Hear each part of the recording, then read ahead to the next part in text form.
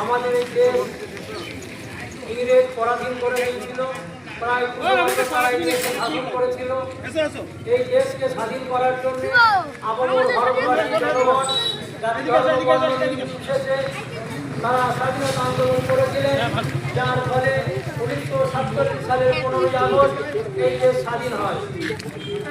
সেই থেকে আপনার 1947 সাল থেকে শুরু করে আজ 2026 আমরা দাঁড়িয়ে প্রায় 80 বছর আমাদের স্বাধীনতা দিবস দেশ স্বাধীন হয়েছে।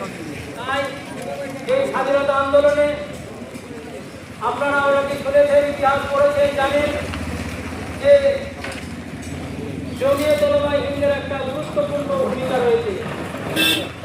বিভিন্ন আপনার যারা সরকারের মানুষ, বিশেষ করে মন্ত্রী, তারা বিভিন্ন বক্তব্যের মাধ্যমে বিভিন্ন জায়গায় জমিয়তের অবদানের কথা, যারা ঐতিহাসিক তারা ইতিহাসের মাধ্যমে জমিয়তের অবদানের কথা স্বাধীনতা আন্দোলনের সেখানে তারা ফুটিয়ে তুলেছেন।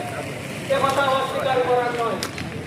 আমাদের রাজ্যের বর্তমান মুখ্যমন্ত্রী বিগত কয়েক বছর আগে মহিলার একটা প্রোগ্রামে তিনি এই স্বাধীনতার কথা বক্তব্য রেখেছিলেন। তারা বলে যে স্বাধীনতা আন্দোলনে বিশেষ তাদের কোনো ভূমিকা নেই।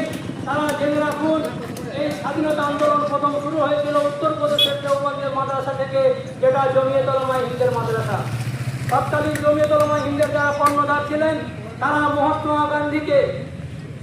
উপাধি দিয়ে তৎকালীন 1906 সালে 1 লক্ষ টাকা তার হাতে তুলে দিয়ে মহাত্মা উপাধি দিয়ে তাকে নেতা বানিয়ে এই স্বাধীনতা আন্দোলন চালিয়ে যাওয়ার জন্য উদ্বুদ্ধ করেছিলেন। তাই আমরা আজকে সেই স্বাধীনতা পেয়েছি, পতাকা উত্তোলন করব। আজকে এখানে পতাকা উত্তোলন করবেন আমাদের এলাকার বর্ষিয়ান মানুষ তথা বিভিন্ন আপনার আলেম ওলামার সঙ্গে যার সম্পর্ক এবং জমিয়তের একনিষ্ঠ কর্মী জনাব ইয়াকুব শেখ সাহেব, তিনি আজকে এই পতাকা উত্তোলন করবেন। আমরা অনুরোধ করব তাকে পতাকা উত্তোলন করার জন্য।